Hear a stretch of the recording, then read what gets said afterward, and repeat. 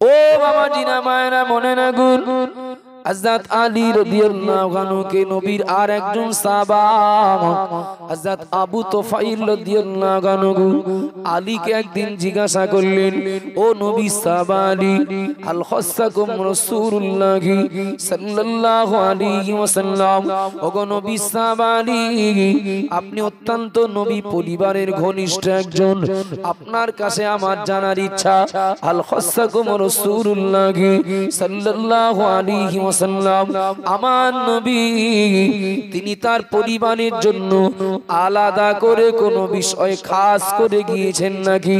নবী তার পরিবারের জন্য স্পেশাল করে কোনো কিছু দিয়ে গেছেন নাকি? তথা ব্যাপারটা এমন, আপনি হলেন নবী পরিবারের মানুষ, আমরা নবী পরিবারের বাইরে, আমাদের জন্য আর নবী পরিবারের জন্য সরাসরিয়তের বিধান, আদেশ কিংবা নিষেধ এ জাতীয় কোনো বিষয় আলাদা আছে কিনা? তথা নবী পরিবারের জন্য কোনো কিছু খাস করে নবী দিয়েছেন কিনা?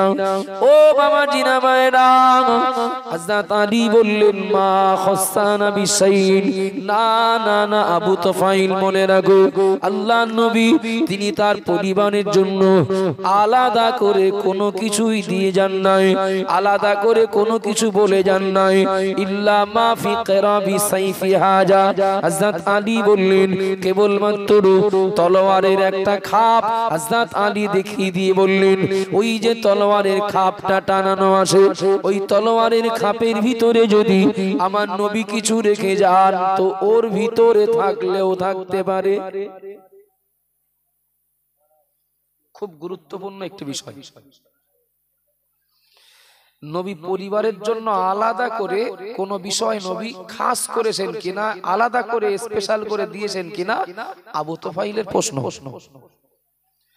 আলী জবাব দিলেন, আলাদা কিছু নেই, তবে ওই যে তলোয়ারের খাপ দেখা যাচ্ছে, ওই তলোয়ারের খাপের ভিতরে যদি নবী কিছু রেখে যান তো আসে, এ পর্যন্ত নেই বলে আমি জানি।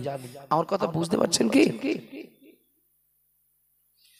আব্বাজান ভাইরা মনে রাখুন, ওগো মা বোনেরা মনে কি দিন, ফাখরাজা সাইফাতা, ওই তলোয়ারের খাপের ভিতর থেকে একটা চিঠি বার করা গেল, একটা চিঠি পাওয়া গেল, ওই চিঠিটা তলোয়ারের খাপের ভিতর থেকে বার করা গেল, ফিহা, তার ভিতরে আমার নবী সাহাবায়ে কেরামদের দ্বারা নবী আমার লিখিয়ে গেছেন, নবী নিজে লিখতেন না, সাহাবায়ে কেরামদের দ্বারা নবী চারটে কথা লিখিয়ে গেছেন। ও বাবা জিনা ভাইরা, তলোয়ারের খাপের ভিতরে থাকা চিঠিটা বার করে ওই চিঠিতে চারটে কথা পাওয়া গেল। আপনার আমার জন্য এই কথাগুলো মনে রাখার বিরাট দরকার। আমি শুরুতে বলেছি, আমরা চাই আল্লাহর রহমত, আমরা চাই আল্লাহর নিয়ামত, আমরা চাই আল্লাহর মদদ, আমরা চাই মৃত্যুর পরে নাজাত বা জান্নাত। কিন্তু বলেছি চাইলে হবে না, ফলটা যেমন চাইবো আমার গাছটাও তেমন লাগাতে হবে। ও বাবা জিনা মায়েরা মনে রাখুন, ওই তলোয়ারের খাপের ভিতরে রাখা চিঠির ভিতরে আমার নবী চারটে কথা লিখে গেলেন। চারটে কথার ভিতরে নবী এক নম্বরে লিখলেন, সাহাবাদের দ্বারা যে চার শ্রেণীর মানুষ আল্লাহর নিয়ামত প্রাপ্ত নয়, চার শ্রেণীর মানুষ লানত প্রাপ্ত, চার শ্রেণীর মানুষ অভিশপ্ত, চার শ্রেণীর মানুষ আল্লাহর গজব প্রাপ্ত। ও বাবা জিরা মায়েরা, তথা নবী চারটে শ্রেণীর কথা উল্লেখ করেছেন। এরা যতই নামাজি হোক, এরা যতই রোজাদার হোক, এরা যতই আল্লাহ ওয়ালা বলে দাবি করুক, এরা যতই আল্লাহর রহমতের আশা করুক, এ মানুষগুলো এরা আল্লাহর লানত প্রাপ্ত বান্দা, এরা আল্লাহর লানত প্রাপ্ত বান্দা বান্দি। ও বাবা জিনা মায়েরা, ও মা বোনেরা মনে কি দিন, যদি চাই আল্লাহর নিয়ামত তাহলে লানত প্রাপ্তির কারণ থেকে আমাদের বাঁচতে হবে। কথা ঠিক বলছি না ভুল বলছি? প্রিয় নবী মুহাম্মদুর রাসূলুল্লাহ সাল্লাল্লাহু আলাইহি ওয়াসাল্লাম পাক জবানে বললেন, সাহাবা ওটাই ওই চিঠিতে লিখলেন। এক নম্বরের কথা, লানাল্লাহু মান যাবাহা লিগাইরিল্লাহি আও কামা ক্বালা আলাইহিস সালাম। ওই চিঠির প্রথম অংশে লেখা ছিল, লানাল্লাহু মান যাবাহা লিগাইরিল্লাহি, আল্লাহর লানত ওই মানুষটার উপরে যে মানুষ মানুষটা আল্লাহ ছাড়া অন্য কোন প্রাণীর নামে কোন অন্য কারোর নামে কোন প্রাণী জবাহ করে? আল্লাহ ছাড়া অন্য কারোর নামে কোন প্রাণীকে কেউ জবাহ করে বা কুরবানি করে, এ মানুষটা লানত প্রাপ্ত। আচ্ছা, আল্লাহ ছাড়া অন্য কারোর নামে গরু হোক, ছাগল হোক, হাঁস মুরগি হোক জবাহ করা মানুষ, কলেমা পড়া মানুষদের ভিতরে আসে না নেই? আমার কথা আপনার কি ভিন্ন ভাষার লোক? একটু হ্যাঁ না বলেন বাবা। আসে না নেই? আসে। তবে আল্লাহর খাস মেহেরবানি, আল্লামা হুজুরের ওসিলাতে, আল্লামা হুজুরের ওসিলাতে বাংলার মানুষ, আবার বাংলার সব বললে ভুল হবে, আল্লামা হুজুরের সম্পর্ক যে এলাকাগুলোতে খুব গাঢ় ভাবে ছিল, সেই এলাকাগুলোতে এই শিরক বা এই কুসংস্কারের প্রভাব খুব বেশি পড়েনি। এ কাজে জড়িয়ে যারা খুঁজলে পাওয়া যাবে তারা অন্য মতাদর্শের। কথা ঠিক না ভুল? কিন্তু বহু সাধারণ মানুষ তারা না জেনে না বুঝে এই ভুলটা করেন। আব্বাজান ভাইরা, মনে কি দিন, মা বোনেরা মনে রাখুন, আপনি চলে যান হারোয়া, আপনি চলে যান আজমিরে, ও মামা জিনা ভাইরা, আরো অনেক জায়গার নাম বলা যাবে, প্রয়োজন মিটে যাবে বলে আর বলছি না। আল্লাহ নবী, আল্লাহর প্রিয় মাহবুব বান্দা খাজা মঈনুদ্দিন চিশতি আজমিরি রহমাতুল্লাহ আলাইহির মতো মানুষ, গোরাচাঁদ আব্বাস আলী রহমাতুল্লাহ আলাইহির মতো মানুষ সারাটা জীবন শিরক বেদাত দূর করার জন্য, শিরক বেদাত কুসংস্কার থেকে সমাজের ঈমানওয়ালাদের ঈমান আমল বাঁচানোর জন্য তারা সারাটা জীবন লড়াই করলেন, সারাটা জীবন সংগ্রাম করলেন। ও বাবা জিনা ভাইরা, ও মা বোনেরা মনে কি দিন, অগাধ পাণ্ডিত্য রাখার পরও আল্লামা রুহুল আমিন রহমাতুল্লাহ আলাইহি তিনি বাংলায় কিতাবগুলো লিখে গেলেন। কেউ আল্লামা হুজুরকে জিজ্ঞাসা করলেন, ও বড় মাওলানা, আপনি কিতাবগুলো বাংলায় লিখলেন কেন, বাংলায় লিখছেন কেন? আল্লামা হুজুর কাঁদো কাঁদো হয়ে জবাব দিয়েছিলেন। আল্লামা হুজুর বলেছিলেন, বাংলার মুসলমানেরা ওরা যদি বিরাট যোগ্যতা অর্জন করতে নাও পারে, ওরা যদি বিরাট পাণ্ডিত্য অর্জন করতে নাও পারে, ওরা যদি ক্লাস 3-4 পাস করেও যদি আমি মাওলানা, আমি রুহুল আমিন, ওরা যদি আমার কিতাবগুলো যদি পড়ে, আমি রুহুল আমিন বলছি ওরা ঈমান আর আমল নিয়ে কবরে যেতে পারবে। একটু জোরে বলুন সুবহানাল্লাহ, আরো জোরে বলুন সুবহানাল্লাহ। ও বাবা জিনা মায়না, সিলসিলায় ফুরফুরা শরীফের, সিলসিলায় মুজাদ্দিদুজ জামানের মতাদর্শের মানুষ যারা, আল্লামা হুজুরের কিতাবের সঙ্গে সম্পর্ক রাখা মানুষ যারা, এরা এই ভুলটা করে না বাবা। এদের দ্বারা এই শিরকি কাজটা হয় না। কিন্তু আপনি খেয়াল করবেন, আপনি যে দেখবেন কিংবা যারা গেছেন তাদেরকে জিজ্ঞাসা করবেন, কত মানুষ কত আশানি, কত মানুষ কত বেদনানি, কত মানুষ কত চাহিদানি আল্লাহর সকল ওলিদের মাজানে গি শিরকি মান্নত করে। ওগো খাজা বাবা, ওগো গোরাচাঁদ আব্বাস আলী, সন্তান হচ্ছে না, আমাকে একটা সন্তান দাও, আমাকে যদি সন্তান দাও, আমাকে যদি একটা ছেলে দাও, আমাকে যদি একটা মেয়ে দাও, আমার ঋণটা যদি শোধ করে দাও, আমার রোগ থেকে যদি মুক্তি দাও, তাহলে আপনার নামে একটা গরু কুরবানি করব, এক জোড়া ছাগল কুরবানি করব। এ কথা বলা মানুষ আছে না নেই? যারা বেঈমান কাফের, যারা অমুসলিম, তাদের কথা ছেড়ে দেন, ওদের ঈমান নেই তো যাবে কোথা থেকে? কিন্তু আপনার আকিপুর গ্রামে একজনও নেই বললে আমি বিশ্বাস করব না। কোথায় যাচ্ছেন? তোরটা আজমির শরীফে যাচ্ছে।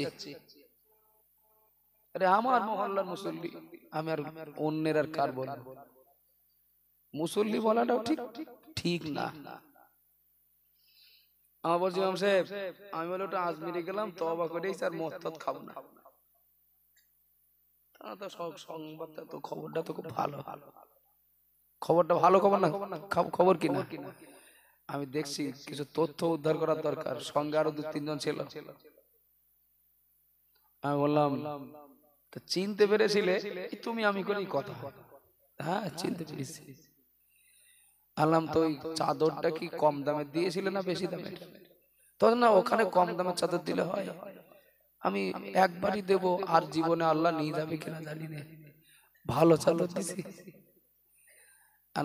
বেশি দামের না কম, এই নিজে না অন্য, অনেকে বলো ওই কিনে অন্যের হাত দিয়ে, যাও দিন চাদরটা তুমি দিয়ে এসো।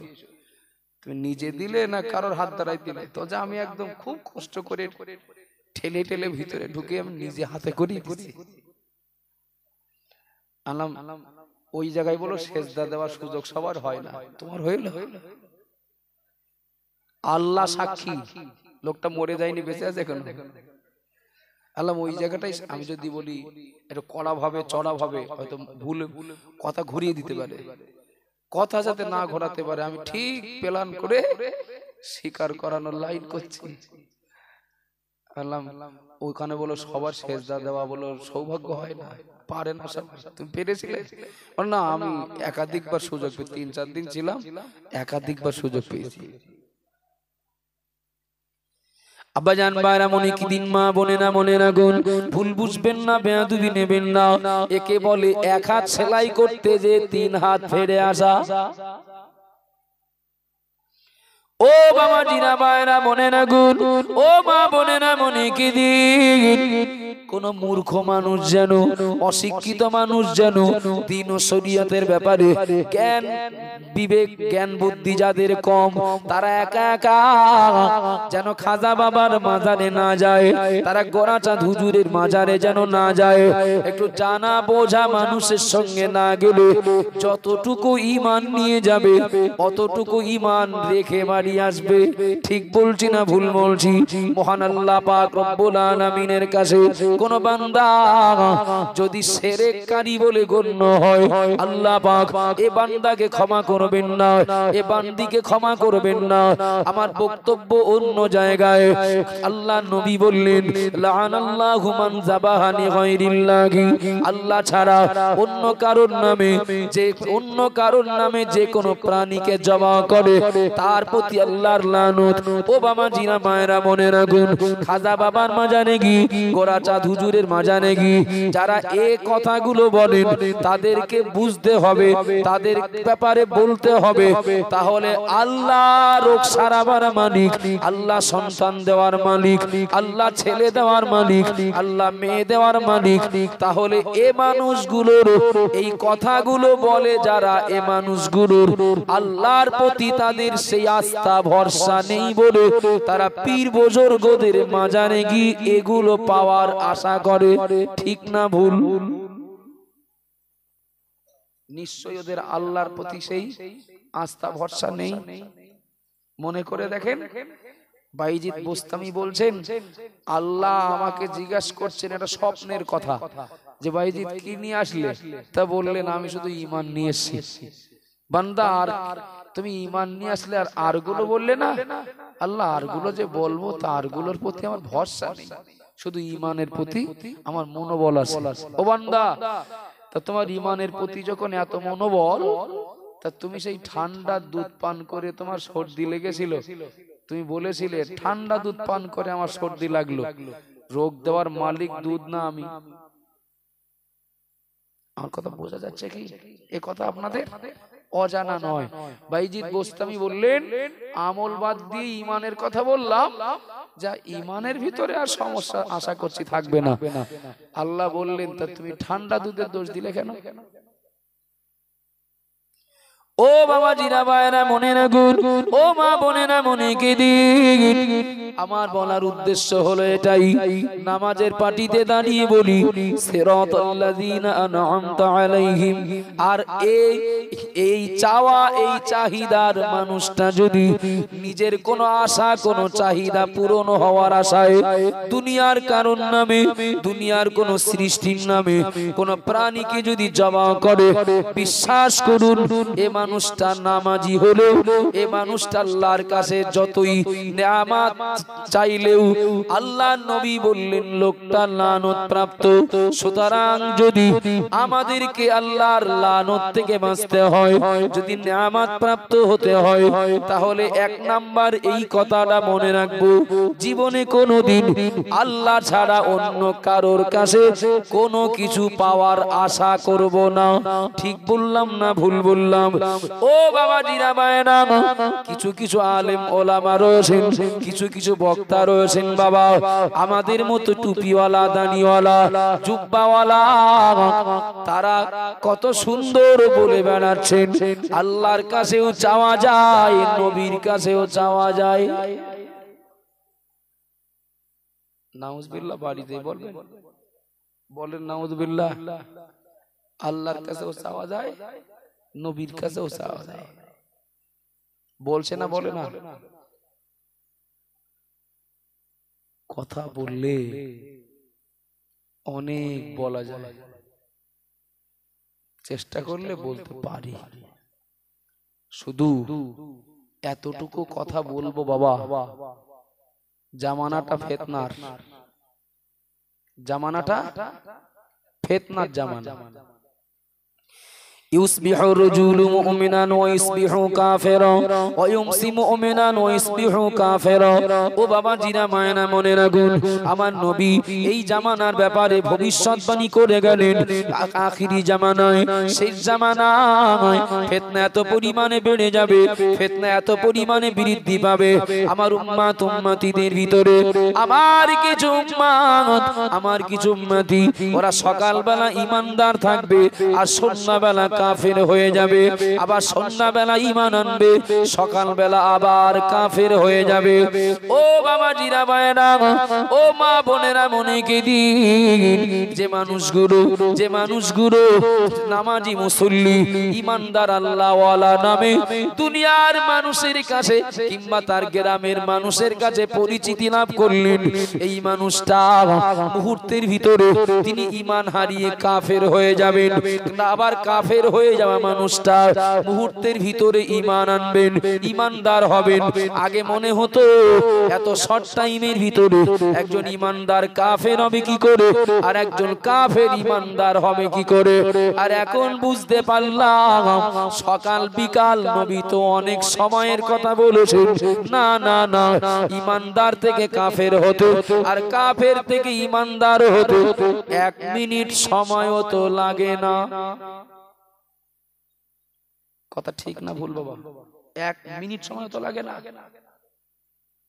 শুধু এই জবান জবান জবান জবান, এই জবানে যে কাফের না তার কাফের বলে দিলাম। কাফের কে হবে?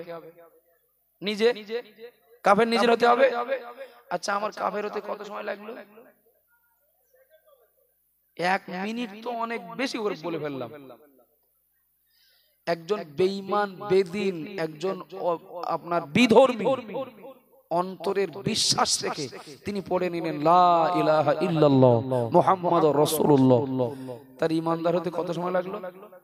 বেশি সময় লাগলো না।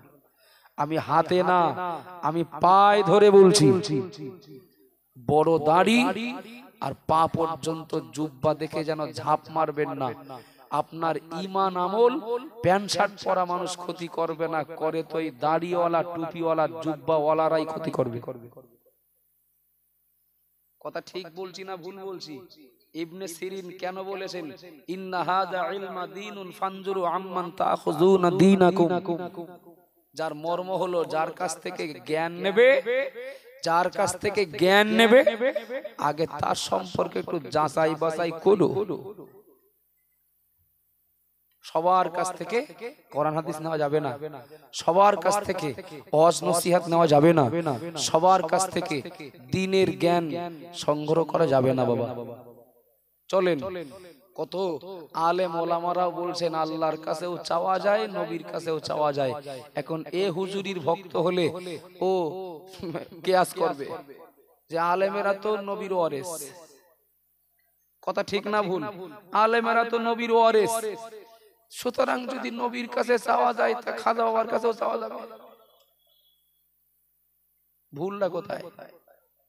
ওরা তো কিয়াস করে বলবে যে ও নবীর কাছেও যদি চাওয়া যায় তো বসিরহাট আল্লামা হুজুরির কাছেও চাওয়া যাবে, কেননা তিনি তো নবীর একজন ওয়ারিস, উত্তরসূরি। কোরআন হাদিসের পাণ্ডিত্য আসে যার, এ শিক্ষা আসে যার, তিনি নবীর ওয়ারিস। ছাড়েন, ভারতবর্ষ সার্বভৌম গণতান্ত্রিক ধর্ম নিরপেক্ষ রাষ্ট্র। আমি কি মানবো ওটা আমার ব্যক্তি স্বাধীনতা আছে, আপনি কি মানবেন ওটা আপনার ব্যক্তি স্বাধীনতা আছে। এই ফিতনার ভিতর থেকে আপনার আমার অবস্থান নিজেদেরই স্পষ্ট করতে হবে, মজবুত করতে হবে। আব্বাজান ভাইরা, মনে কি দিন, মা বোনেরা মনে রাখুন, আমি অনেক কথা বলে ফেললাম। তাহলে আল্লাহর নেয়ামত প্রাপ্ত বান্দা যতই হতে চাই, যদি আমি আল্লাহ ছাড়া কারোর নামে কোনো প্রাণী জবা করি, নবী বলেছেন, তাহলে লোকটা লানত প্রাপ্ত বান্দা হবে। এক নাম্বার শিক্ষা নেই, যদি আল্লাহর লানত থেকে বাঁচতে চাই, আল্লাহ ছাড়া কারোর নামে কোনো প্রাণীকে জবা করা যাবে না, আল্লাহ ছাড়া কারোর নামে কোনো প্রাণী উৎসর্গ করা যাবে না, আল্লাহ ছাড়া কারোর কাছে চাওয়া যাবে না, আল্লাহ ছাড়া কেউ আমার রোগ ভালো করতে পারে এই বিশ্বাস করা যাবে না, আল্লাহ ছাড়া কেউ আমার সন্তান দিতে পারে এই বিশ্বাস করা যাবে না বাবা। ও বাবা জিনা মায়েরা, ও মা বোনেরা, মনে কি দিন, নবী আমার দ্বিতীয় নম্বরে ওই চিঠিতে সাহাবাদের দ্বারা লিখিয়েছেন, লানাল্লাহু মান সারাকা মানারাল আরদি আও কামা ক্বালা আলাইহিস সালাম। নবী আমার জানিয়ে দিলেন, আমি মুহাম্মদুর রাসূলুল্লাহ বলছি, আল্লাহর লানত প্রাপ্ত বান্দা ওরা যারা জমিনের সীমানা চুরি করে। ও বাবা জিরা ভাইরা, যারা জমিনের সীমানা চুরি করে, মানে আল কাটে, আল ঠেলা মুসল্লি আছে না নেই? একটু কথা বলেন বাবা। নামাজের পাটিতে দাঁড়িয়ে বলছেন, ইহদিনাস সিরাতাল মুস্তাকিম সিরাতাল লাযিনা আনআমতা আলাইহিম। আর মাঠে গেছে, মাঠে যে কোথাকার আল ঠেলে কোথায় নিয়ে পুল সেরাত বানিয়েছে। দুই সাইডের খেতে যদি পানি দেওয়া থাকে তো ওই আল দিয়ে পার হতে গেলে বিরাট রিস্কের ব্যাপার। ঈমান আমল ভালো না থাকলে সে পার হতে পারবে না। যতই বলি নামাজের পাটিতে আল্লাহর নিয়ামত প্রাপ্তির পথে চালাও, চাইলে হবে না, আমি গাছটা কি লাগাচ্ছি সেটাকে দেখতে হবে। নবী বলেছেন, যারা জমিনের সীমানা চুরি করে, এরা যতই নামাজে বলুক আল্লাহর নিয়ামত চাই, এরা লানত প্রাপ্ত বান্দা। আব্বাজান ভাইরা, মনে কি দিন, মা বোনেরা মনে রাখুন, ভুল বুঝবেন না, বেয়াদবি নেবেন না। হক হলো দুই প্রকার, একটা হুকুকুল্লাহ আর একটা হুকুকুল ইবাদ। একটা আল্লাহর হক আর একটা বান্দার হক। ও বাবা জিরা মায়না মনে রাখুন, আল্লাহর কোন বান্দা যদি, আল্লাহর কোন বান্দি যদি আল্লাহর হক নষ্ট করে, আল্লাহ পাক চাইলে তাকে ক্ষমা করে দিতে পারেন। কিন্তু কোন বান্দা, কোন বান্দি যদি, কোন বান্দা বান্দির হক নষ্ট করে, যার হক নষ্ট করা হবে সে ক্ষমা না করলে আল্লাহ ক্ষমা করবেন না। আমি জমিনের সীমানা পরিবর্তন করে, তথা আল থাকার কথা যেখানে, পাশের জমিটা যার, সে লোকটা একটু বোঝে কম, কিংবা সে লোকটা আল কোথায় হয়তো জানেও কম, আমি ঠেলে ঠেলে তার দিকে দুহাত ঢুকে গেলাম। বিশ্বাস করুন, ও লোকটা হয়তো আমিন দিয়ে জমি মেপে আমার সীমানা থেকে দুহাত জমি বার করে হয়তো নেবে না। একদিকে আল ঠেলে লানত প্রাপ্ত হওয়া হলো, আর একদিকে তার দুহাত জমি ফাঁকি দিয়ে তার হক নষ্ট করা হলো। প্রত্যেক বছর যদি একবার করে হজ করেও আসা হয়, এ লোকটার জান্নাতে যাওয়া বিরাট কঠিন। আব্বাজান ভাইরা মনে রাখুন, ওগো মা বোনেরা মনে কি দিন, তিন দুনিয়ার বাদশাহ হাবিবুল্লাহ জনাবে মুহাম্মদুর রাসূলুল্লাহ সাল্লাল্লাহু আলাইহি ওয়াসাল্লাম নবী আমার বিদায় হজে আরাফার ময়দানে, বিদায় হজে আরাফার ময়দানে নবী দাঁড়িয়ে দুই চোখ দিয়ে অঝর নয়নে পানি গড়িয়ে যায় নবীর। নবী আমার বিরাট কান্নাকাটি করেন আমার নবীর উম্মত উম্মতিদের জন্য তথা আমাদের জন্য। বিদায় হজে আরাফার ময়দানে দাঁড়িয়ে আমার নবী বিরাট কান্নাকাটি করেন, আল্লাহর কাছে উম্মতের জন্য দোয়া করেন। ও রব্বুল আলামিন, আল্লাহ পাক, আল্লাহ বিশেষ করে আপনার কাছে দোয়া চাই এই আরাফার ময়দান, আল্লাহ আরাফার ময়দানে আপনি আদম হাওয়াকে একত্রিত করেছিলেন। আল্লাহ এই আরাফার ময়দানে আল্লাহ আদম হাওয়াকে আপনি একত্রিত করেছিলেন, আপনি মিলন ঘটিয়েছিলেন, আল্লাহ ওদেরকে মাফ করে দিয়েছিলেন। আমি মুহাম্মদুর রাসূলুল্লাহ সাল্লাল্লাহু আলাইহি ওয়াসাল্লাম এই আরাফার ময়দানে দাঁড়িয়ে আল্লাহ আপনার কাছে দোয়া করছি, আল্লাহ আমার কোন উম্মত আমার কোন উম্মতি যদি এই আরাফার ময়দানে হাজিরা দিতে পারে, আমি মুহাম্মদুর রাসূলুল্লাহ বলছি আপনি তাকে আরাফার ময়দানে হাজির হওয়ার ওসিলায় তাকে নিষ্পাপ বানিয়ে বাড়ি পাঠিয়ে দেবেন। দোয়া করছেন নবী আর দোয়া করছেন আরাফার ময়দানে দাঁড়িয়ে, দোয়া কবুলিয়াতের জায়গায় দাঁড়িয়ে, আর দোয়া করছেন যিনি তিনি আল্লাহর সবথেকে প্রিয় বন্ধু, আর জায়গাটা হলো দোয়া কবুলিয়াতের জায়গা। ও বাবা জিনা ভাইরা মনে রাখুন, আল্লাহ নবীর দোয়া শেষ হয়ে গেল, নবীর দোয়া শেষ হতে না হতেই আল্লাহ জিবরাইলকে পাঠিয়ে দিলেন। ও জিবরাইল চলে যাও, আমার নবীকে গিয়ে বলো, আমার নবীকে গিয়ে বলো আমি আল্লাহ আমার নবীর দোয়ার অর্ধেকটা কবুল করেছি আর অর্ধেকটা কবুল করতে পারবো না। আমার নবীকে গিয়ে বলো, আমার নবীকে গিয়ে সংবাদ দাও আমার নবীর সম্পূর্ণ দোয়া আমি আল্লাহ কবুল করব না। জিবরাইল আমার নবীকে বলো আমার নবীর কোন উম্মত উম্মতি তথা আমি আল্লাহ আমার কোন বান্দা বান্দি আমি আল্লাহ যদি আমার হক নষ্ট করে আসে আমি ইচ্ছা করলে ওটা মাফ করে দেব। আমার কোন বান্দা বান্দি যদি আমার কোন হক নষ্ট করে আসে, জীবনে কিছু নামাজ কাজা হয়েছে, জীবনে কিছু রোজা কাজা হয়েছে, আমি আল্লাহ ইচ্ছা করলে ওটা মাফ করে দেব। ও ফেরেশতা জিবরাইল আমার নবীকে গিয়ে বলো আমার নবীর কোন উম্মত উম্মতি আমার কোন বান্দা বান্দি আমি আল্লাহ আমার হক নষ্ট করলে মাফ করে দেব, কিন্তু কেউ যদি কোন বান্দা কোন বান্দির হক নষ্ট করে যদি আসে, যাদের হক নষ্ট করা হবে তারা মাফ না করলে আমি আল্লাহ মাফ করব না, ওই পাপ তাকে ঘাড়ে নিয়ে বাড়ি যেতে হবে। তার মানে যার হজ কবুল হবে নবী বলেছেন সদ্য প্রসব হওয়া বাচ্চার মতো লোকটা ওই রকম নিষ্পাপ হয়ে যায়। সুবহানাল্লাহ বলেন, একটু মহব্বত করে বলেন, তা কবুল হবে তার বাচ্চা।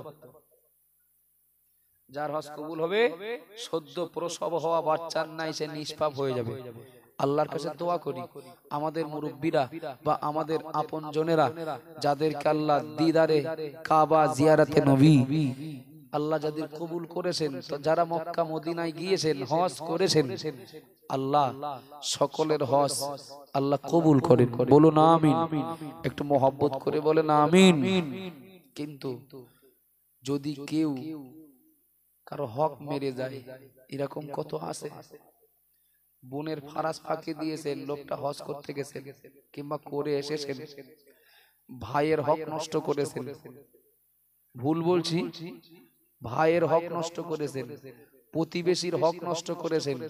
অনেক দিন আগে জমি কিনেছিলেন, জমিটা অর্থের অভাবে লিখে নেওয়ার সুযোগ পাননি, এসে বললেন চাচা সে জমিটা তো লেখা হয়নি, অর্থের অভাবে টাকা জোগাড় করেছি, জমিটা লিখে দেন। চাচা বললেন জমির দলিলে নাম যার জমি তার, সার্চ করো। সার্চ করে দেখা গেল সে চাচার নাম। বলে তাহলে দলিলে কার নাম আছে খোকা? বলে আপনার নাম। আমার নাম আছে, মানে জমি আমার। এখন সেই লোকটা হজ করে আসলেন, ভুল বুঝবেন না, হাজী সাহেবেরা বললো আমার শত্রু না, তারা অনেক সম্মানের, অনেক সম্মানের। নবী আমার জানিয়ে দিলেন মান যারা কবরি বাদা ফাতি কামান কানা যারানি ফি হায়াতি আও কামা কানানি হিসালাম।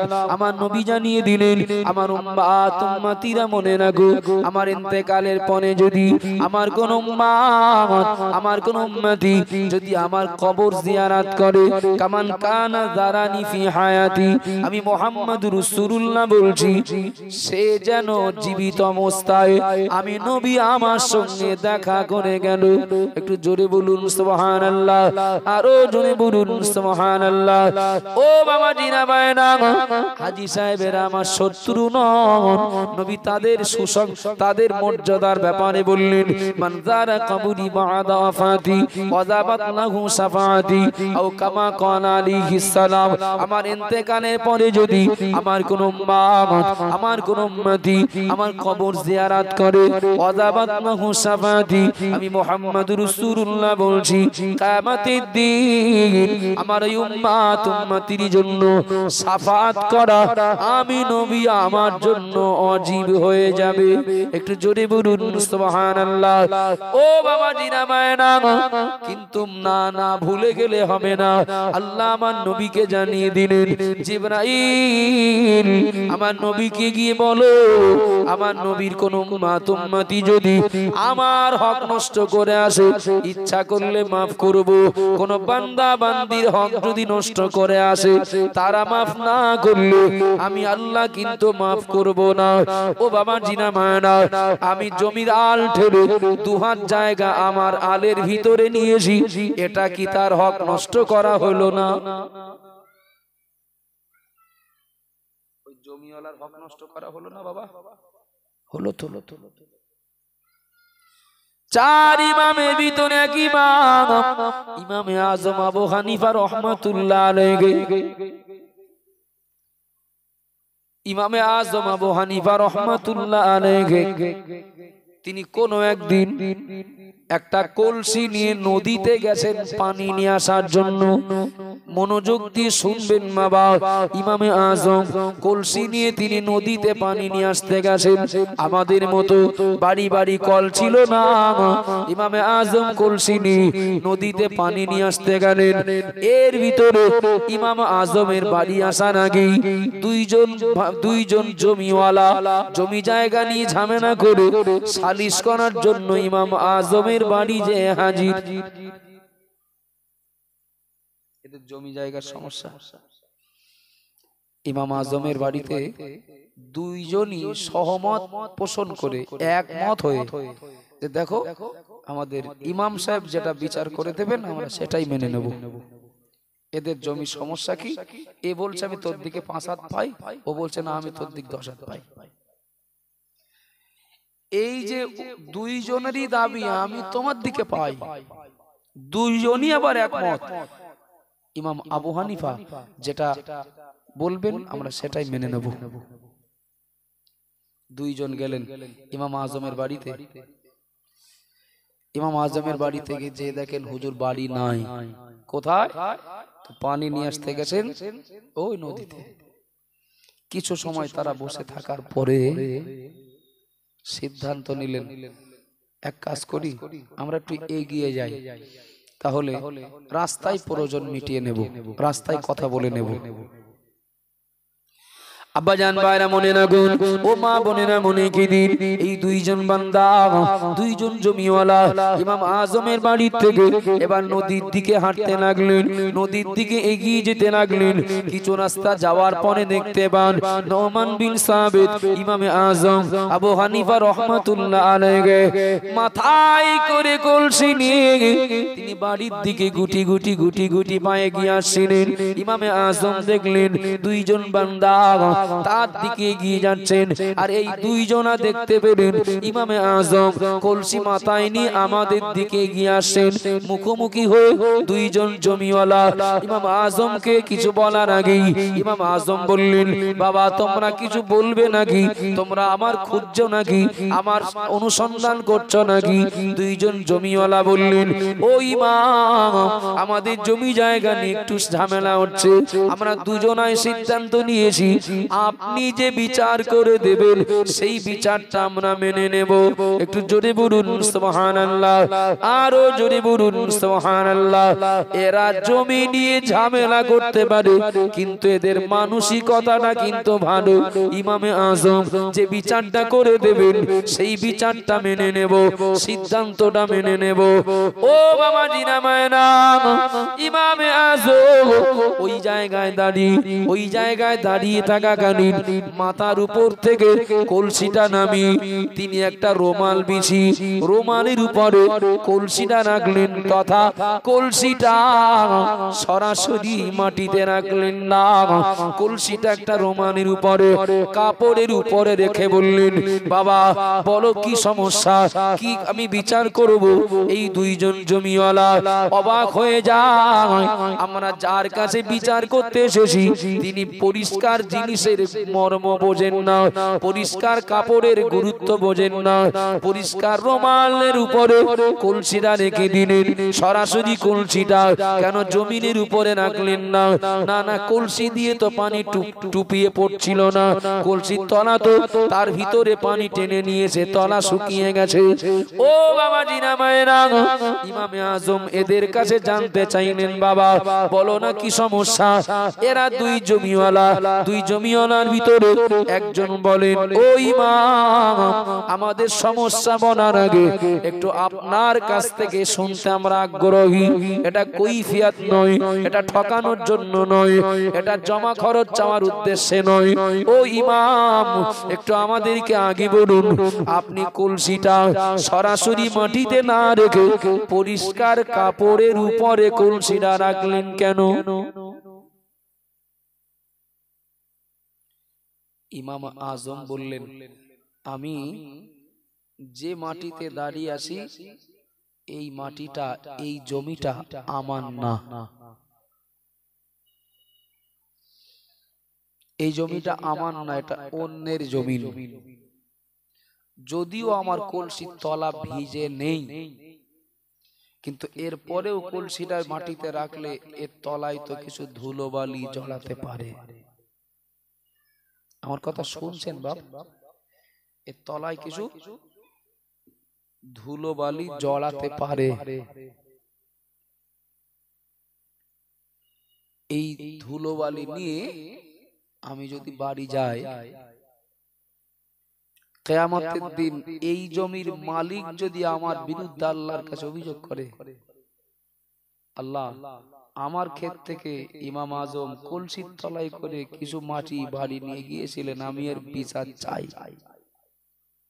বাবা, আমার সারা জীবনের আমল আমার জান্নাতে নিয়ে যেতে পারবে না, এতটুকু ওই জমিওয়ালার হক নষ্ট করার জন্য আমাকে কঠিন বিপদে পড়তে হবে। তাই সরাসরি কলসিটা রাখলাম না, কাপড় রাখলাম, তার উপরে কলসি রাখলাম, কাপড়টা ভালো করে ঝেড়ে নেব। এরপরে যদি সামান্য কিছু থাকে বলার একটা রাস্তা থাকবে, আল্লাহ আমি চেষ্টা করেছিলাম না নিয়ে যাওয়ার জন্য, এর পরেও সামান্য কোনো ধুলো বালু কণা যদি যায় ওটা আমার ইচ্ছার বাইরে। আচ্ছা, এই দুই ভাইয়ের কি আর বিচার করার দরকার হবে? দুই জমিওয়ালার কি আর বিচার করার দরকার হবে? বলো বাবা, এবার তোমাদের সমস্যা কি বলো? মানে হুজুর সমস্যা মিটে গেছে, সমস্যা মিটে গেছে।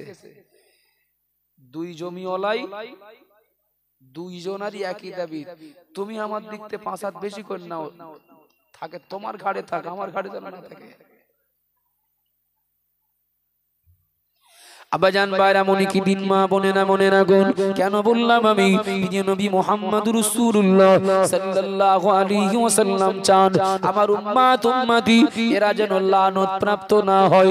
তাই নবী বললেন লানত প্রাপ্ত হয়ে যাবে।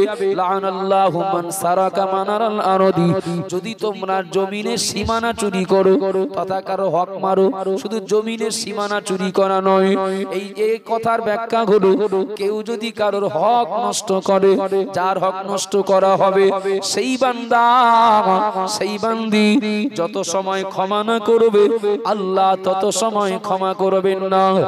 ও বাবাজিরা মায়েরা মনে গেলে বেয়াদবি নেবেন না। জানাজার নামাজ শুরু হবে, জানাজার নামাজ শুরু হতে আর মাত্র 1 মিনিট কি 2 মিনিট বাকি, কিংবা টাইম হয়েও গেছে, হঠাৎ করে পিছন দিক থেকে মুয়াজ্জিন সাহেব ইমাম সাহেবকে বলছেন, ইমাম ও ইমাম সাহেব একটু 2 মিনিট দাঁড়ান, বাড়ির দিক থেকে খবরটা নিয়ে আসি। মারা গেছেন যিনি, তিনি পুরুষ মানুষ, বাড়ির দিকে কি খবর নিতে যেতে পারেন ওই সময়? কি খবর নিতে যেতে পারেন ধারণা দেখেছেন? অন্য কিছু তো বলতে পারতেন, এটা বললেন কেন? কেন তো আমাদের মুখস্থ হয়ে গেছে, হুজুর একটুখানি দাঁড়ান খবরটা নিয়ে আসি। 5 লাখ 7 লাখ 10 লাখ টাকা দিয়ে বাড়িটা করা গেল, গাড়িটা কেনা হলো, মাঠের 2-5 কাঠা হলো, জমি কেনার সুযোগ হলো, দেনমোহরের টাকাটা দেওয়ার সুযোগ জীবনে হলো না। শেষ বেলায় লাশ কাফনের কাপড় জড়ানো ওই অবস্থায় যদি, এমনি তো মায়েদের মন নরম, মায়েদের মন এমনি তো নরম, আর ওই অবস্থায় যদি বলা হয় তোমার সে স্বামী সে তো মারা গেছে সে জানো, দেন মুহূর্ত শোধ করতে পারিনি, তো ওটা তুমি রাখবা না ছাড়বা? কোন মা, কোন বোন, কোন স্ত্রী কি কোন মহিলা বলবেন যে আমি ছাড়বো না? তবে সত্য করে বলেন দিন, আচমকা হঠাৎ স্বামী দুর্ঘটনায় অল্প বয়সে মারা গেছে, ওটা ভিন্ন বিষয়, ওটা ভিন্ন। এরপরেও এটা দেরি করা উচিত না। কেন? নামাজ পড়বো ওটা আল্লাহর হক, আর দেনমোহরটা দিতে হবে এটা বান্দির হক। ওটা যদি মিস হয় আল্লাহ ক্ষমা করবেন, করতে পারেন, কিন্তু এখানে যদি আমি বান্দির হক নষ্টকারী হয়ে যায়, এ ক্ষমা না করলে বলো আল্লাহ ক্ষমা করবে না। আব্বাজান মায়েরা মনে কি দিন, ও মা বোনেরা মনে রাখুন, ওই সময়ে ওই মহিলা, ওই স্ত্রী, ওই মা, ওই বোন তার স্বামী মারা যাওয়ার শোক তার ভিতরে কখনোই বলতে পারেন না আমি ক্ষমা করব না, বরং বললেন হ্যাঁ ক্ষমা করলাম, মুখে বললেন ক্ষমা করলাম, কিন্তু মনে মনে যদি বলেন জায়গা মতো বুঝে নেব, তাহলে কিন্তু খবর বিরাট খারাপ। এক কথায় যদি মনে করি আল্লাহর লানত থেকে বাঁচতে চাই, তাহলে শুধু নামাজ পড়লে হবে না, রোজা রাখলে হবে না, জীবনে যেন কারোর হক নষ্ট না করি, জমির আল পরিবর্তন সহ কোনো কারণে আমি যেন কারোর হক নষ্ট না করি, আল্লাহর লানত থেকে বাঁচা যাবে। আমার কথা বুঝতে অসুবিধা হচ্ছে নাকি? আমি কথা বলছি বিরাট অস্বস্তির সাথে, বিরাট। আমার এই 2-3 দিন এত পরিমাণে গলা ব্যথা, টনসিল না কি বলে, ফুলেছে, মানে পুরো সেই সিদ্ধর বন্ধ হয়ে যাওয়ার মতো। এখন সব সময় তো ডাক্তারের হুকুম মানতে গেলে হবে না, ডাক্তারের যা কথা তাতে তো বাড়ি বসে থাকলে ভালো হয়, তথা কোনো কথা বলা যাবে না। এখানে যা একটু কিছু বলতে হবে। এই এরপরে আমি একটু এন্দুয়ায় যাব, এখানে আমার পরে রজব আলী সাহেব, আমি যাব, আমার পিছন পিছন রজওয়ালি সাহেব আবার যাবেন ওখানে, আমার পরে উঠবে। রজওয়ালি ভাই আবার এন্দুয়ায় গেলে আমি আবার ওখান থেকে ছেড়ে সেই যাব নদিয়া হাসখালি। তো কথা বলতে অস্বস্তি হলেও বলতে ভালো লাগছে একটা যা কারণে আপনারা খুব মনোযোগ দিয়ে শুনছেন। আপনাদের অসুবিধা হচ্ছে নাকি? তাহলে যদি আল্লাহর লানত থেকে বাঁচতে চাই, জমির আল পরিবর্তন সহ কারোর হক নষ্ট করা যাবে না। গোড়ায় কি বলেছিলাম? চাইলেই হবে না, আমার গাছটা চাহিদা অনুযায়ী গাছটা লাগাতে হবে। আবাজান মায়না মনে না গুন, ওগো মা বোনেরা মনে কি দিন, দিন দুনিয়ার বাদশাহ হাবিবুল্লাহ জনাবে মুহাম্মদুর রাসূলুল্লাহ সাল্লাল্লাহু আলাইহি ওয়াসাল্লাম বললেন, তথা ওই হাদিসে 3 নম্বরের অংশ, ওই চিঠিতে নবী 4টে কথা লিখেছিলেন বাবা। তার ভিতরে 3 নম্বরে আমার নবী লিখলেন সাহাবাদের দ্বারা, লানাল্লাহু মান লানা বলে দাইহি। ও বাবা জিনা মায়না, ও মা বোনেরা মনে না গুন, নবী 3 নম্বরে ওই চিঠিতে সাহাবাদের দ্বারা লিখিয়েছেন, আল্লাহর লানত ওই সন্তানদের উপরে যারা আব্বা মায়ের সঙ্গে দুর্ব্যবহার করে। ওই কথাটার এটা জাস্ট মর্ম। যারা আব্বা মায়ের প্রতি অভিশাপ দেয়, অভিশাপ দেওয়া বা খারাপ আচরণ করা, এক কথায় আব্বা মায়ের সাথে যে সন্তান ভালো ব্যবহার করে না, এ সন্তান যতই নামাজের পাটিতে দাঁড়িয়ে বলুক সিরাতাল্লাযীনা আনআমতা আলাইহিম, নবী বলেছেন ও লানত প্রাপ্ত। সন্তান আব্বা মায়ের সঙ্গে দুর্ব্যবহার করবে যে, সে যত নামাজ রোজা করুক সে লানত প্রাপ্ত, নিয়ামত প্রাপ্ত নয়। আবাজান মায়না মনে রাখুন, ও মা বোনেরা মনে কি দিন, প্রিয় নবী মুহাম্মদুর রাসূলুল্লাহ সাল্লাল্লাহু আলাইহি ওয়াসাল্লামের সাহাবা, নাম তার হযরত আলকামা রাদিয়াল্লাহু আনহু। জানা থাকলেও শুনুন, আবার মনে হোক, স্মরণ হোক। হযরত আলকামা রাদিয়াল্লাহু আনহু নবীর একজন সাহাবা, মুমূর্ষ অবস্থায়। আলকামার অত্যন্ত মৃত্যুর যন্ত্রণা হচ্ছে। নবী আমার হাদিস শরীফে জানিয়ে দিলেন, আল্লাহ পাক পিতা মাতার অবাধ্য সন্তানকে ক্ষমা করবেন না, দুনিয়াতে ও আখিরাতে পিতা মাতার অবাধ্য সন্তানকে আল্লাহ ক্ষমা করবেন না। তথা যে সন্তান আব্বা মায়ের সঙ্গে ভালো ব্যবহার না করবে, আব্বা মায়ের সঙ্গে ভালো ব্যবহার না করবে, আল্লাহ ওই বান্দাকে, আল্লাহ ওই সন্তানকে দুনিয়া ও আখিরাতে ক্ষমা করবেন না। فإنه يعزل لصاحبه في حياته قبل الممات أو كما قال عليه السلام। আমার নবী বললেন আল্লাহ ক্ষমা করবেন না। শুধু তাই নয়, বরং যে সন্তান আব্বা মাকে কষ্ট দেবে, আল্লাহ পাক রব্বুল আলামিন ওই সন্তানকে দুনিয়ায় মৃত্যুর সময় আল্লাহ কষ্ট দেবেন। নবীর কথা 19-20 হবে। বাপ মাকে কষ্ট দেওয়ার পরিণামে কি হবে? আল্লাহ তাকে মৃত্যুর সময় কষ্ট দেবে। শুনিছি আমরা মৃত্যুর কষ্ট বিরাট কঠিন। যদি কেউ মরে যাওয়ার পরে বেঁচে ফিরে এসে গল্প করতেন, তাহলে বিষয়টা আর একটু গুরুত্ব পেত। কথা ঠিক না ভুল? শুধু পড়ি আর শুনি। কিন্তু যারা এ কষ্ট পেয়েছেন তাদের অভিজ্ঞতার কথা যদি সরাসরি একটু শুনতাম, তাহলে কিছুটা হলেও আমাদের ধারণা আর একটু মজবুত হতো। আব্বাজান ভাইরা মনে রাখুন, ও মা বোনেরা মনে কি দিন, আল্লাহ নবী ঈসা আলাইহিস সালাম কোন একদিন একটা পুরনো কবরে ধার দিয়ে যাচ্ছিলেন।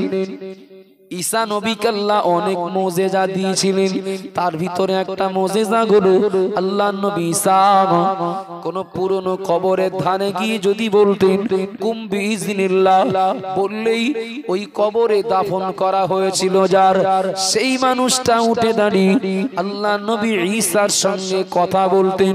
একটু জোরে বলুন সুবহানাল্লাহ। ও বাবা জিনা মায়না, ঈসা নবী ওই পুরনো কবরে ধার দিয়ে যাওয়ার সময় বললেন কুম বিইজনিল্লাহ, বলার সাথে সাথে লোকটা উঠে দাঁড়িয়ে ঈসা নবীর নাম ধরে ঈসা নবীকে সালাম দিলেন। একটু জোরে বলবেন না। আল্লাহ নবী ঈসা আলাইহিস সালাম লোকটাকে জিজ্ঞাসা করলেন, ওগো আল্লাহর বান্দা, তুমি কোন জামানার মানুষ? শুনলে চমকে উঠবেন, অবাক হয়ে যাবেন। ঈসা নবীর জামানা মানে আমাদের নবীর আগের জামানা, মানে বলা যায় প্রায় শেষের দিকে। কথা ঠিক না ভুল? নবী ঈসা আলাইহিস সালাম লোকটাকে জিজ্ঞাসা করলেন, আপনি কোন জামানার মানুষ? লোকটা বললেন, আমি নবী নূহ আলাইহিস সালামের জামানার মানুষ। ও বাবা জিনা মায়না, আল্লাহ নবী ঈসা লোকটাকে জিজ্ঞাসা করলেন, নূহ নবীর জামানার মানুষ, আমার একটা কথা একটু জানার খুব ইচ্ছা হয়, মৃত্যুর সময় কষ্টটা কেমন হয়?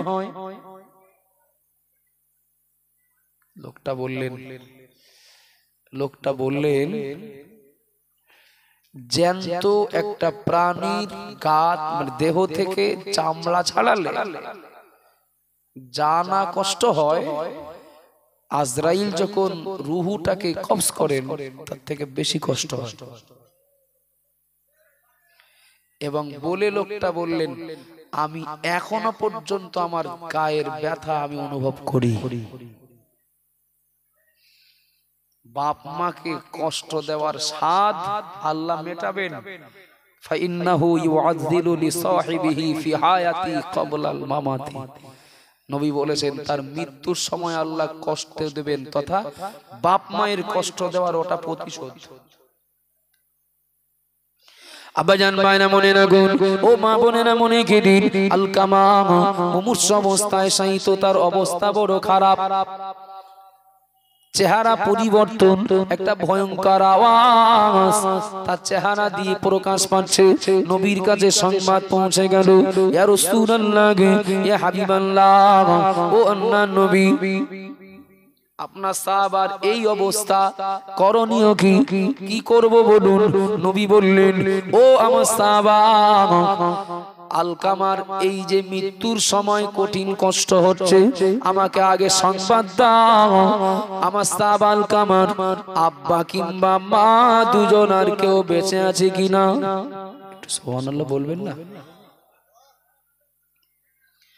ও বাবা জিনা মায়না, সংবাদদাতা বললেন, ইয়া রাসূলুল্লাহ, ইয়া হাবিবাল্লাহ, হুজুর আলকামার আব্বা বেঁচে নাই, আলকামার আম্মা জান বেঁচে আছে।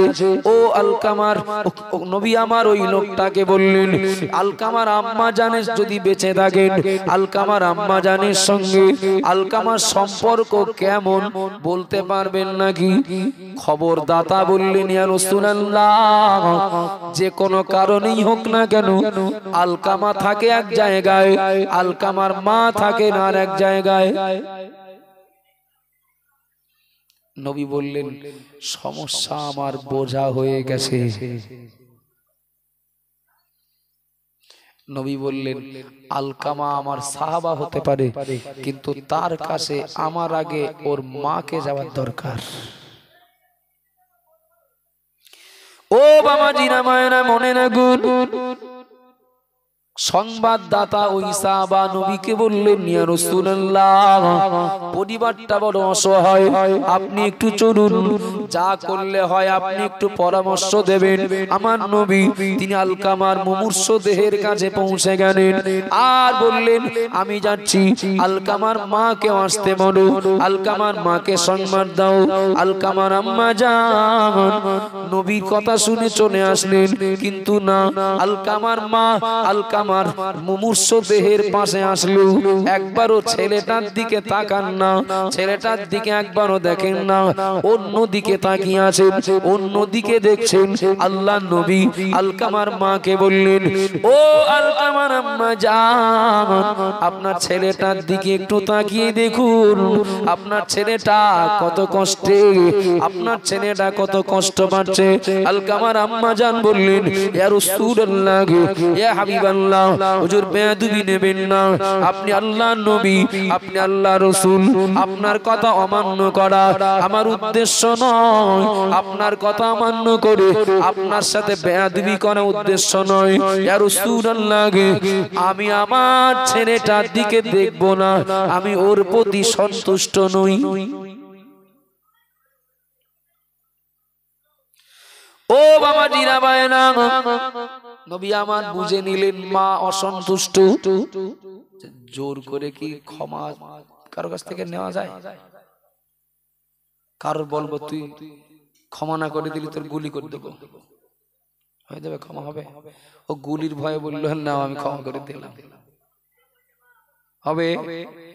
ক্ষমা মন থেকে, এটা মনের সাথে সম্পর্ক, মনের সাথে।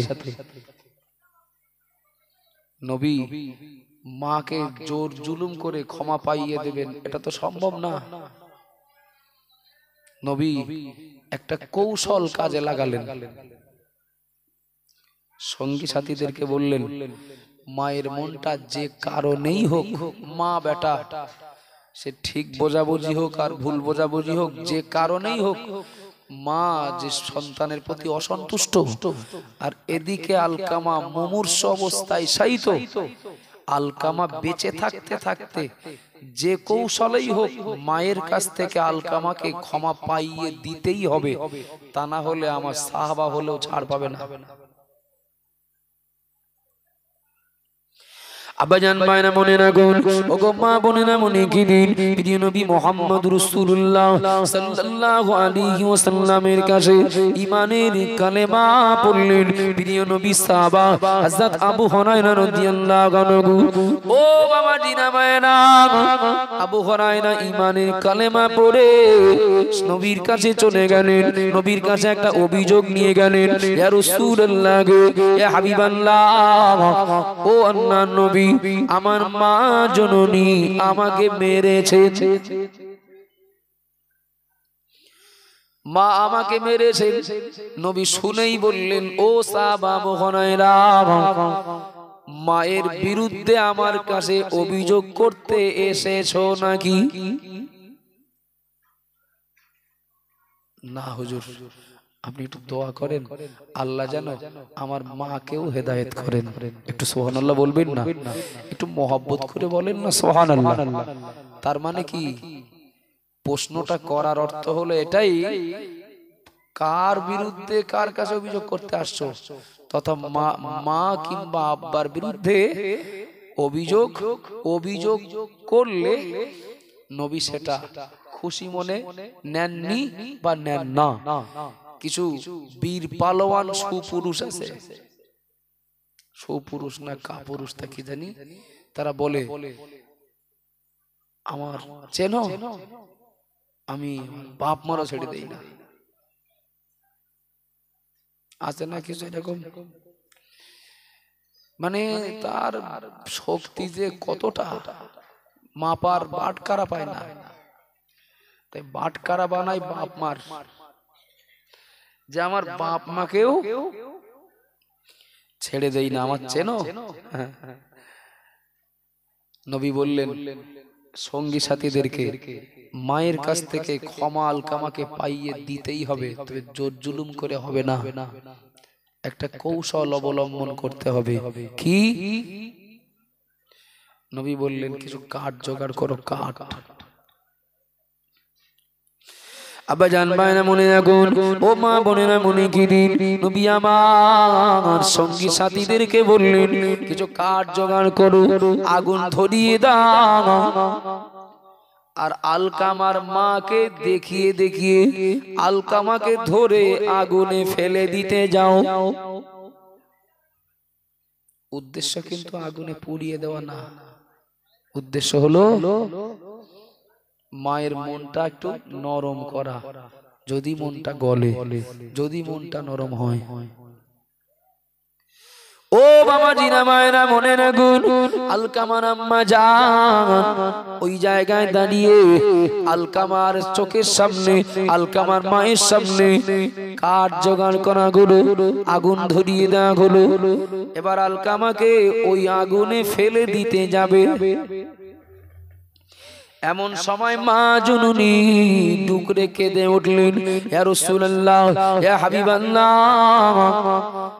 বাচ্চাকে 10 মাস 10 দিন গর্ভে ধারণ করে 2 থেকে 2.5 বছর বুকের দুধ পান করি, কত কষ্ট করে সন্তানকে লালন পালন করে ওই সন্তান যত অবাধ্য হোক না কেন, কোন মা জননী গর্ভে বাচ্চাকে ধারণ করে প্রসব বেদনা সহ্য করে 2-2.5 বছর দুধ পান করি, এত খেদমত এত মায়া মোহাব্বত বাচ্চার পিছনে দিয়ে কোন মা জননী এমন বাচ্চাকে চোখের সামনে আগুনে পোড়া অবস্থায় দেখতে পারে নাকি? সুবহানাল্লাহ বলবেন না? আর একটু মোহাব্বত করে বলবেন না? ইয়া রাসূলুল্লাহ,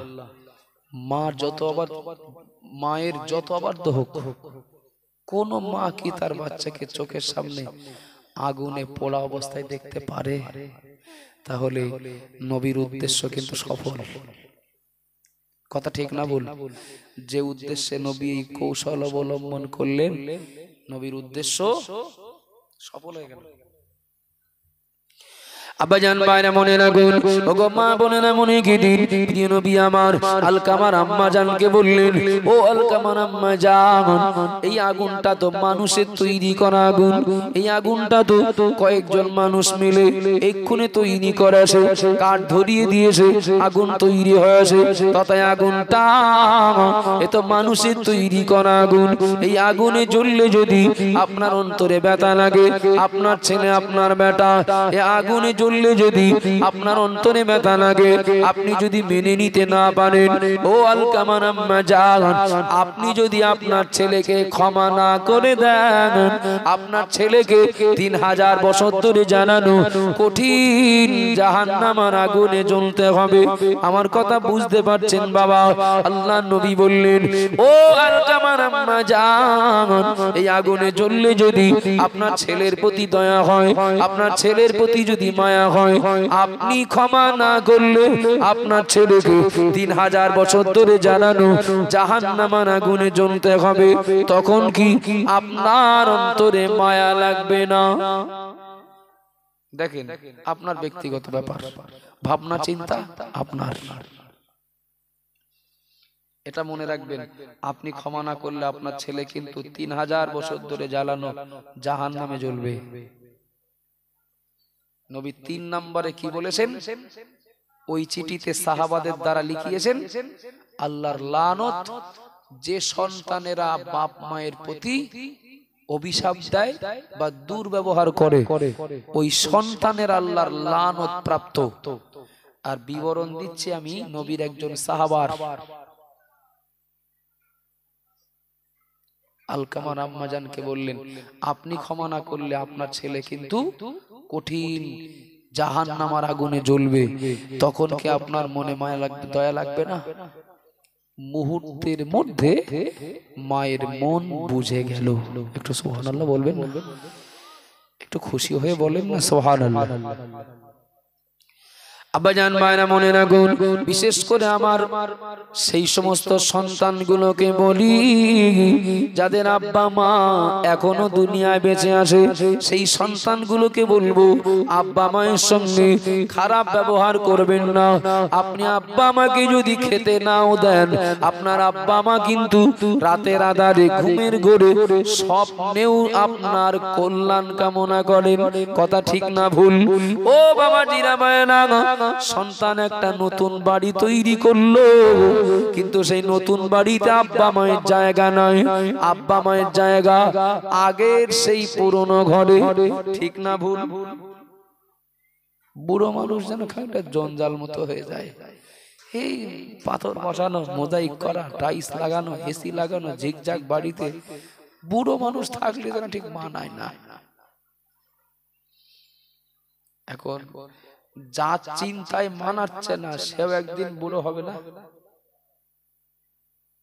একটু কথা বলেন না। সেও তো একদিন বুড়ো হবে, বুড়ি হবে। বাচ্চা বলে ও ট্রেনিং পাচ্ছে যে আমার আব্বা মা আমার দাদা দাদি জায়গা দেয়নি। তাহলে সন্তান বলে আমল করবে, করবে না? করবে না? আব্বাজান ভাইরা মনে রাখুন, প্রিয় নবী আমার বললেন, আলকামার মাকে আপনি ক্ষমা না করলে আপনার ছেলেকে জাহান্নামায় জ্বলতে হবে। তখন কি মায়া লাগবে না? আল্লাহর নবীকে সাক্ষ্য রেখে আলকামার আম্মা বললেন, ও আল্লাহর নবী, এই আগুনে জ্বললে যদি আমার সন্তানের প্রতি মায়া লাগে, আমার অন্তরে যদি কষ্ট লাগে, আমার অন্তরের সন্তানের প্রতি যদি মায়া সৃষ্টি হয়, ইয়া রাসূলুল্লাহ, এই আগুনে জ্বললে যদি আমার ছেলে আগুনে পড়লে আমার যদি কষ্ট হয়, আমি ক্ষমা না করলে আমার ছেলে যদি জাহান্নামের আগুনে জ্বলে, অবশ্যই আমার সেদিনও কষ্ট হবে। ও আল্লাহর নবী, আমি ক্ষমা করলে আমার ছেলে যদি জাহান্নামের আগুন থেকে বেঁচে যায়, আপনাকে সাক্ষ্য রেখে জানিয়ে দিলাম, আমার মনের দুঃখ কষ্টের কথা আমি ভুলে গিয়ে আমার ছেলেকে জাহান্নামের আগুন থেকে বাঁচিয়ে দিতে আমি ওকে নিঃশর্তে ক্ষমা করে দিলাম। একটু জোরে বলুন সুবহানাল্লাহ, আরো জোরে বলুন সুবহানাল্লাহ।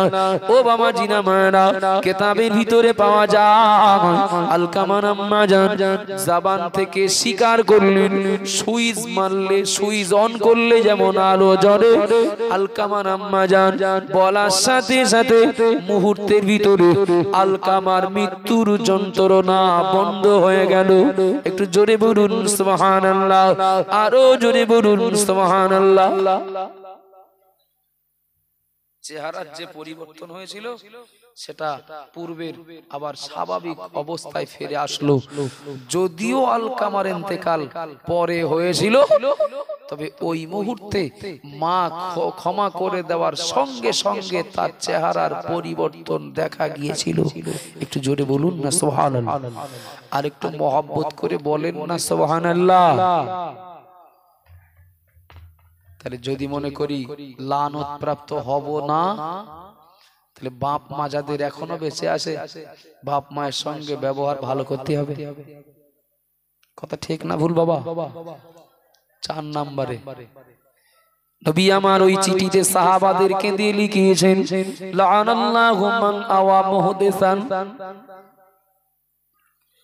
আল্লাহর লানত প্রাপ্ত বান্দা ওরা যারা কোন বেদাত প্রচারককে আশ্রয় দেয়।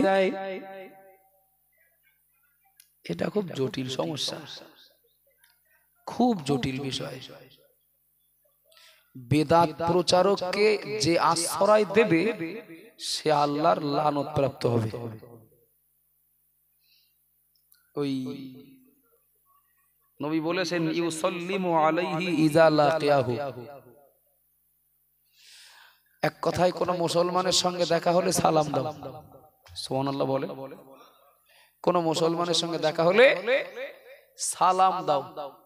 খুব প্রামাণ্য একটি কিতাব, কোন কিতাবের হাওলা দিয়েছেন আল্লামা হুজুর, সেই কিতাবটার নাম আমার মনে নেই, তবে আমি যে তথ্যটা দিচ্ছি এটা হুজুর আল্লামার কিতাবে আছে। মুসলমানকে দেখলে সালাম দাও। যেখানে এ হুকুম ওই কিতাবেই আবার লেখা আছে মান আক্কারা সাহিবা বিদআতিন ফাকাদ আ'আনা আলা হাদমিল ইসলাম। কেউ যদি কোনো বেদাত প্রচারককে সালাম তো দূরের কথা যদি সম্মান দেয়, সে যেন ইসলামকে ধ্বংস করার জন্য সাহায্য করে। নাউজুবিল্লাহ বলেন। নাউজুবিল্লাহ বললেন তা কেন খিদে লেগেছে বিরাট। সালাম দেওয়ার কথা বলা হয়েছে মুসলমানের সঙ্গে দেখা হলে, কিন্তু কোন বেদাত প্রচারককে সালাম তো দূরের কথা, যদি তাকে যদি সম্মান দেওয়া হয় যেভাবে হোক, সে যেন এই সম্মান দেওয়াতে ইসলাম ধ্বংস করতে সাহায্য করলো। বলেন নাউজুবিল্লাহ। যদি লানত থেকে বাঁচতে জমির আল ঠেলা বন্ধ করতে হয়, লানত থেকে বাঁচতে যদি আব্বা মায়ের সঙ্গে ভালো ব্যবহার করতে হয়, লানত থেকে বাঁচতে যদি আমার আল্লাহ ছাড়া অন্য কারোর নামে প্রাণী জবাহ করা বন্ধ করতে হয়, তাহলে লানত থেকে বাঁচতে গেলে বেদাত প্রচারককে আশ্রয় দেওয়া থেকেও দূরে থাকতে হবে। কিন্তু কঠিন সমস্যা তো যে বেদাত প্রচারক কারা। আমি বলছি আপনি বেদাতি, আপনি বলছেন তুমি বেদাতি। কি ভুল বলছি নাকি? আচ্ছা, মর্জেন সাহেবের সাইকেল চুরি হয়ে গেছে, আর চোরও এত হাগল পাগল, এত বুদ্ধি কম, ও চুরি করবি না করবি তা মর্জেন সাহেবের সাইকেল চুরি করেছে। কিন্তু মর্জেন সাহেবের কাছে মসজিদের চাবি থাকে না। একটু কথা বলেন বাবা। অন্য কারো সাইকেল চুরি কর, তো মর্জেন সাহেবের, ও জানতো না হয়তো। মর্জেন সাহেব কোনো কথা নেই, চাবিটা নিয়ে মসজিদে যে মসজিদের মাইকে বললেন, বিশেষ ঘোষণা, আমার সাইকেল এইমাত্র চোর ঘর থেকে বার করেছে, মুসল্লিরা একটু রাস্তার মুখগুলো দাঁড়িয়ে দেন, রাস্তার মুখগুলো একটু আটকে দেন। আচ্ছা, এই আওয়াজ চোরও শুনবে না? শুনবে না? একটু কথা বলেন বাবা। শুনবে না? শুনবে না? আচ্ছা, এই আওয়াজ চোর যদি শোনে, সাইকেল হাতে রাখবে না খানাই দেবে? যেই মহল্লায় প্রচার হয়ে গেল, মুহূর্তের মধ্যে চোর দেখলো পিঠ যদি আমার বাঁচাতে হয়, তাহলে এই সবাই যা বলছে আমারও তার সঙ্গে তাল দিতে হবে। সেটা কিভাবে? চোর নিজেও সাইকেলটা পুকুরের মধ্যে ফেলে দিয়ে ও এবার চিল্লাতে লাগলো, শালা চোর কোথায়, ধরবো, মারবো, ফাড়বো, কাটবো, শালা তুই সাইকেল আর পাস না, আমাদের মর্জেনের সাইকেল চুরি করেছিস। চোর নিজে সাইকেল পুকুরে ফেলে ও এইবার চোর খুঁজে বেড়াচ্ছে। আচ্ছা, তো ও চোর কি আর পাওয়া যাবে? কথা বলেন না। এখন